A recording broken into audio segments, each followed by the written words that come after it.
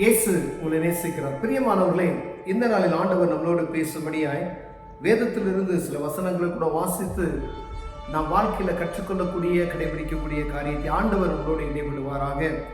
அது நீதிமொழிகளின் புஸ்தகம் 2வது அதிகாரம் 1, 2, 3 வசனம் எப்படியாக சொல்லுகிறது.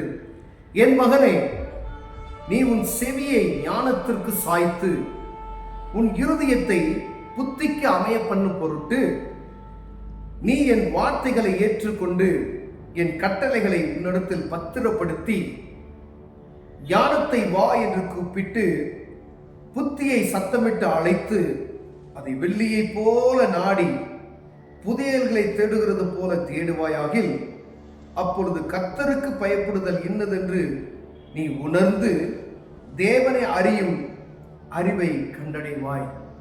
பிரியமானவரே, இந்த நீதிமொழிகளில் அருமையான ஒரு வார்த்தை, என் மகனே, நீ உன் செவியை ஞானத்துக்கு நேராய் சாய்.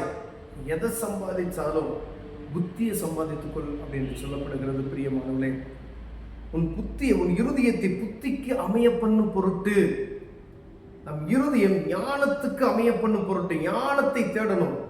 இருதயம் நினைத்ததெல்லாம் தேடாதபடி இதை செய்யலாமா செய்யக்கூடாதா அப்படின்ற ஞானத்தோடு செயல் பண்ணப்படுவது பொருட்டு என் வார்த்தைகளை ஏற்றுக்கொண்டு என் கட்டளைகளை உன்னிடத்துல பத்திரப்படுத்திக் கொள். ஆண்டவருடைய வார்த்தைகளை கேட்டு அவருடைய கட்டளைகளை என்ன செய்யுமா, இருதயத்தில் உன்னிடத்துல பத்திரப்படுத்திக் கொள் அப்படின்னு சொன்னார். ஞானம் நமக்கு வேண்டாம். ஞானத்தின் பிறப்பிடம் ஆண்டவராக இயேசு கிறிஸ்து. அவருடைய ஞானத்திற்கு அளவே இல்லை. மனிதனுடைய ஞானம் சும்மா, ஏன்னா சூரியனையும் சந்திரனையும் அங்கங்க நிறுத்தி வச்சிருக்காரு பார்த்தீங்களா, அப்படியே மிதக்க வச்சிருக்கிறார். ஒவ்வொன்றும் இவ்வளவுதான் வெளிச்சம் வரணும், இவ்வளவுதான் அப்படின்ற லெவல்ல வைத்திருக்கிறார்.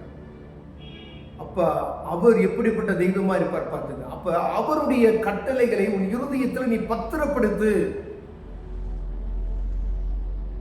ஞானத்தை வா என்று கூப்பிட்டு புத்தியை சத்தமிட்டு அழைத்து, ஞானத்தை வா கூப்பிட்டு புத்தியை சத்தமிட்டு அழைத்து அதை வெள்ளியை போல நாடணும். தங்கத்தையும் வெள்ளியும் சம்பாதத்தையும் எப்படி தேடுறோமோ ஞானத்தை தேடு அப்படின்னு சொல்றாரு. மனிதனுக்கு ஞானம் என்பது எவ்வளவு முக்கிய. அறிவு அநேகத்தனமா ஒரு மூடத்தனமா செஞ்சிடும் அப்படின்வாங்க, முட்டாள்தனமா செஞ்சுட்டியே அப்படின்வாங்க. ஆனா வாழ்க்கை முழுவதுமே ஞானத்தை தேடுகிறதா இருக்குமே. ஆனால் வெள்ளியை போல புதையலை போல இந்த ஞானத்தை நீ தேடி அலைந்து தேடு. எப்படி இதை கற்றுக்கொள்ளலாம், அதுக்கு தான் படிக்கணும்னு சொல்றாங்க. இந்தியாவில் ஆண்டவர் நமக்கு கிருபையாய் அநேக ஸ்கூல் இருக்கு. நம்ம தமிழ்நாட்டில் வட மாநிலங்களில் அது கம்மியா இருக்கிறது. ஆனா தமிழகத்தில் நிறைய ஸ்கூல்ஸ் இருக்கு பார்த்தீங்களா.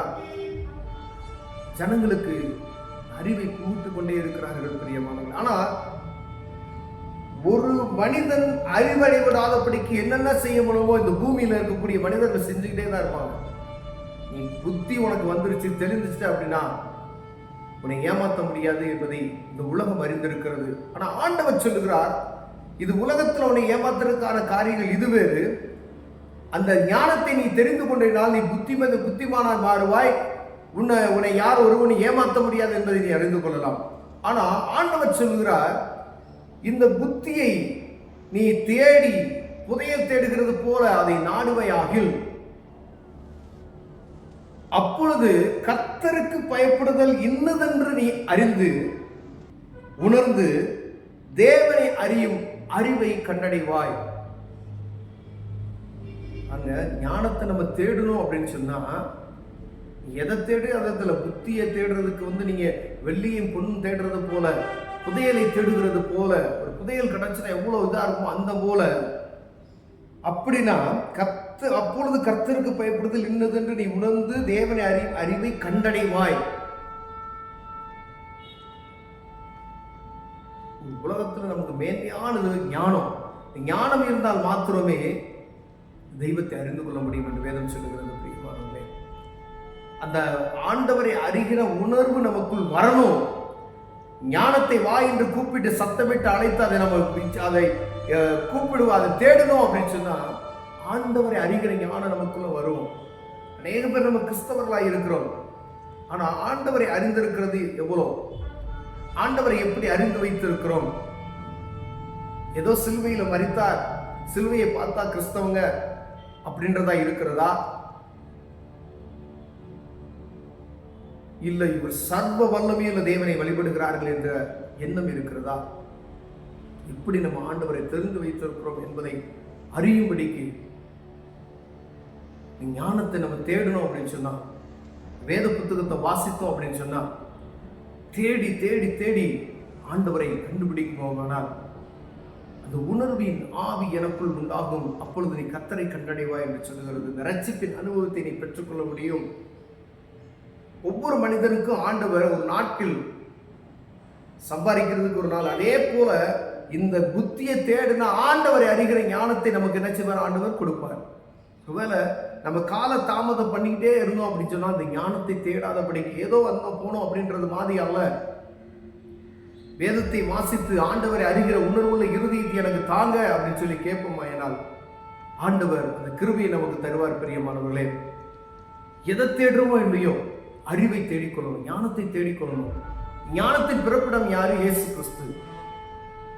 அவரை நோக்கி நம்ம பார்க்கும் பொழுது ஆண்டவர் அற்புதங்களை செய்ய வல்லமையுள்ளவராக இருக்கிறார். கண்களை மூடுவோம், ஜெபம் செய்வோம். அன்பின் தகப்பனே, இவரை ஞானத்தை எங்களுக்கு தாங்க, அறிவு எங்களுக்கு தாங்க, புத்தியை எங்களுக்கு தாங்க. ஆண்டவரே, உண்மை அறிகிற அந்த அறிவு உணர்வுள்ள இருதயத்தை எங்களுக்கு தாங்க. உண்மை கண்டுகொள்ளுகிறதுக்கான விசேஷித்த ஞானத்தை எங்களுக்கு தாங்க. நான் ஜெபிக்கிறோம் இயேசுவின் நாமத்தில்.